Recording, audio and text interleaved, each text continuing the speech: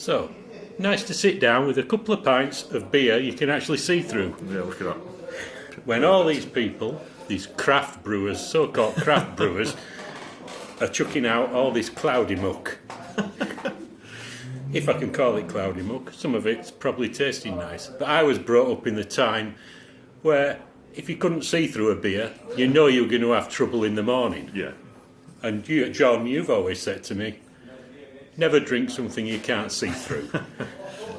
Well, that was a bit different. A friend of mine several years ago introduced me to that phrase. He was the youngest of, I think it's 4, maybe 5 lads, and he was like 10, 8 years younger than the next youngest. And he'd always drink Guinness, and they thought it was hilarious to hide stuff in it. And one day he nearly choked on a condom. So from then on, it was never drink out you can't see through. But these things tend to go in and out of fashion, don't they?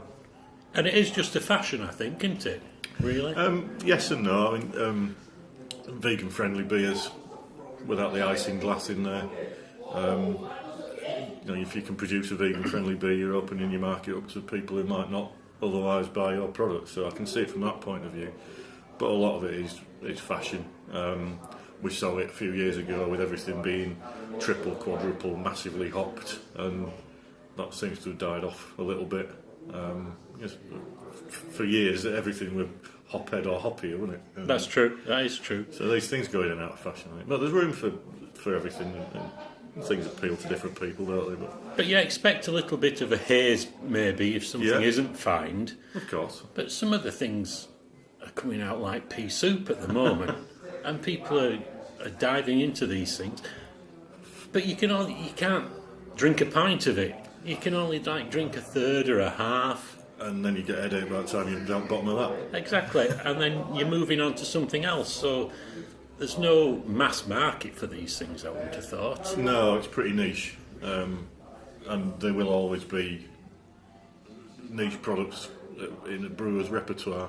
The staples are going to be something like this rather than some Hefeweizen or whatever. That's true, but some people with this propensity, I suppose, for craft brewers, certainly, or people purporting to be craft brewers. What do you mean? Well, the thing is, if they brew a beer and it's not quite right, do they just call it craft and shift it out anyway? Because somebody will try it. It's like sour beer. I was always taught sour beer is not right. But now people are saying, oh, it's sour, it's lovely. Not a big fan. Although cherry bombs are rather nice. Like every sip you take, you do look like you're having a stroke or something. Yeah. It is so sour. But the cherry flavour is quite sour anyway, so it kind of works. But in general, not a fan. Like you say, it's sour for a reason. Well, that's right, yeah. And I was reading an article the other day, and the chap who owns a few pubs was saying, surely the cloudy beer, it's just a lazy way to brew, because you're not bothering with finings, you're not filtering it, you're just chucking it out there, whatever it looks like. It's a theory. It's at least that. I don't know. Not having got involved in the brewing process, apart from at an end product angle, consumer level. Yeah. I don't really know. I don't know how hard it would be to do that kind of thing, and maybe take a bit longer. I don't know. Maybe people have rushed and want to get things on the market, or if it's not right, just get it out the door and start something else. Well, that's right. You can always say, well, it's craft. It's meant to be like that, I suppose. Can't you? Can. Whether it's true or not, it's a different matter. Because we're coming to a stage now where I'm thinking craft equals cloudy. Nah. Well, I mean, we're both drinking fine ales, Avalanche here. Right, that's a craft brewery, I suppose, is it? Or is it too big now to be a craft brewery? I don't know what Does the size definition matter? is anyway. I don't really know what the definition of craft is. Nobody knows what the definition of craft beer is. Particularly if Camden, who've been taken over by one of the big ones, is it InBev? They're still purporting to be craft. I don't see how that works. Well, having been round their brewery, you can't call that a craft brewery. It's massive. Well, I can't remember which blog it was. I don't know about the definition of. I think twatting a daft at Yeah. were one of them, and I think Dave from Hard Knock fell down because he don't have that and he's not a twat. Yeah. So Yeah, that's right. cooking lager blog, I think it was. Yeah. So I don't really know what the definition is. I assume it's something to do with size. And Well, yeah. In America, it certainly is to do with size. But over here, it's not. I always think it's a craft brewery is something that is handcrafted rather than pressing a button to get everything done. yeah, although it seems to have just become a substitute for keg. That is true. And that's another thing. When I started out with aletalk, I was asking people, asking brewers, why does keg cost more than cask? And they're saying, oh, it's because it's a lot more expensive to produce and the things we're putting it in cost more and we've got to... The actual equipment is pressurised. But now, some craft breweries aren't bothering with cask at all. So they're going straight to keg because that's the only way they say they can make money, which is not quite right. Doesn't really sound right to me. Well, I think we're a bit spoilt in Huddersfield and we don't see the whole picture because we have so many good independent pubs, free of tie, that can bring in all these beers from all over the spot, and maybe that's not replicated in, for example, Halifax even. We only know one proper real ale emporium around there, so I think we're a little bit spoilt here. Yeah, we are, that is true. But then places like, well, I suppose bigger places like Sheffield are saying they're the beer capital of the world. But Huddersfield does have its fair share of good pubs, like you say. Well, yeah, half a dozen straight off, isn't there? All of which you can get a good range of keg and cask.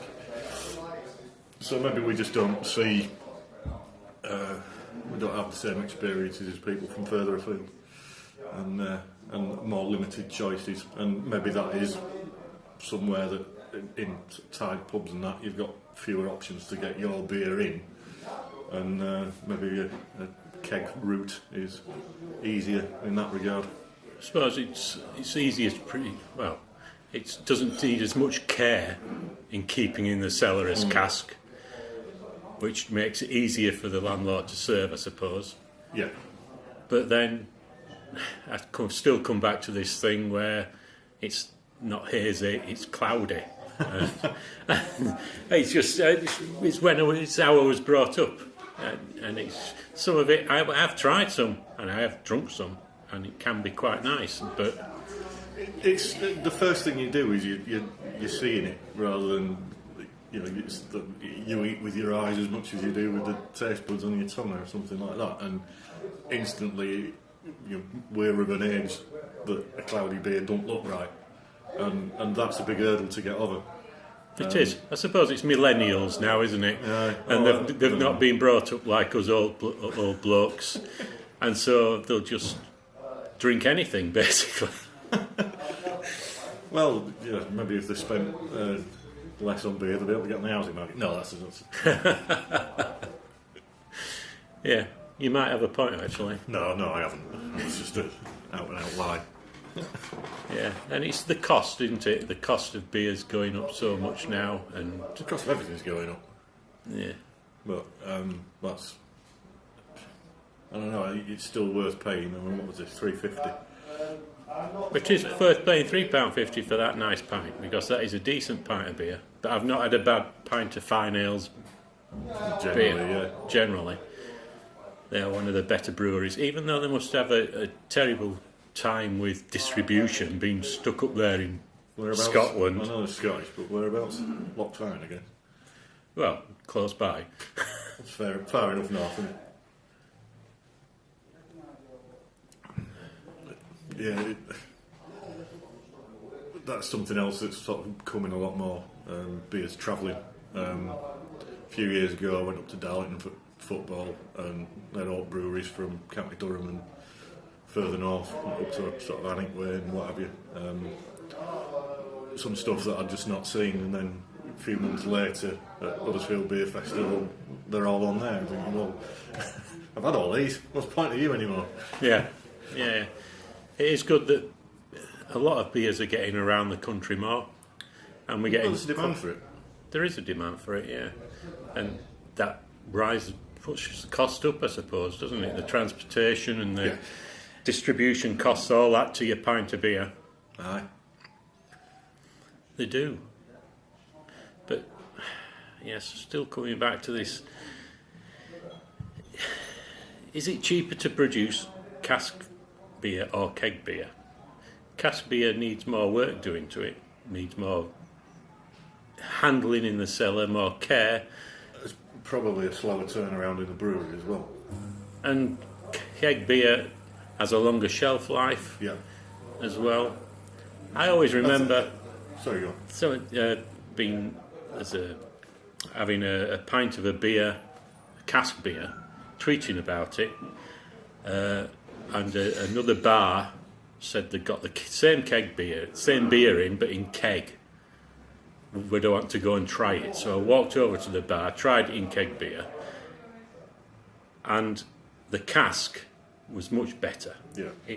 It was the right temperature. I felt the keg beer was a lot cooler, lost a lot of its flavour. It does. So even though it is meant to be easier to keep, you still need to keep it right to get all those flavours out of the beer. I mean that's something, a real bugbear. When there was that propensity for whatever beer extra cold, well, Guinness is served so cold, because if it was served at the right temperature, it would taste absolutely disgusting. You make it cold, and you can't taste anything. And you can serve it too cold. The keg stuff, it does need to be chilled because of the carbonation and what have you. But there's such a thing as too cold. But it takes less effort in the cellar, and it is a bit of a dying art, the cellarman's job. That is true, but it's one of the few industries, I think, where the producer isn't actually selling the end product. So the producer, the brewer, is relying on the landlord or the cellarman to keep that beer right and serve it right. And it doesn't only reflect badly on the pub, reflects badly on the brewery as well. Yeah. Because if I go into a pub and have a bad pint of a certain brewery beer, if I go into another pub and see that same brewery on the bar, I might not. Else, I'll go and choose something else. Maybe this is a rise in the popularity of tap rooms. Maybe that's something to do with that. Yeah, well, they have more control over the end product. Indeed. And when breweries are close to town centres, that could be a good idea. But a lot of breweries are in industrial parks, out of the way. Or in Lockside. Out of the way, so it's a bit of travelling to get there. Yeah, Mallingtons have done it right with the corner. Not actually attached to the brewery, but a town centre location. Magic Rock's very lucky where they are. Yeah, it's walkable really from the town spot. centre, but But on the flip side, summer wine, that's 2 buses and a hike. Yeah, but it's well worth going there. Is it? I've not been yet. Yeah, it's well worth going there. Nice beers, but I've not managed to get out there. When I am out there, it tends to be on bike and I ain't drinking. So. Yeah, so Friday afternoons then, in the pub, Fine Ales Avalanche, Roaring fire, bitter cold outside. Freezing, man. Yeah, and I don't know what else we've got to say about cloudy beer. We seem to have gone from cloudy beer to breweries to the price of ale. The usual topics, Yeah, which is what happens when you're drinking in a pub. I know, it is that hurdle. The first thing is you see it's cloudy and it doesn't look right. And I struggle to get past that, quite frankly. Maybe this is why serving it in cans is a good idea. Well, that is right. You can't tell until you've poured it into your glass, I suppose, and by that time, it's too late. Well, cheers, John. Cheers, man. Yeah, time to go to the bar for another drink, I think. Reckon so. Cheers, mate.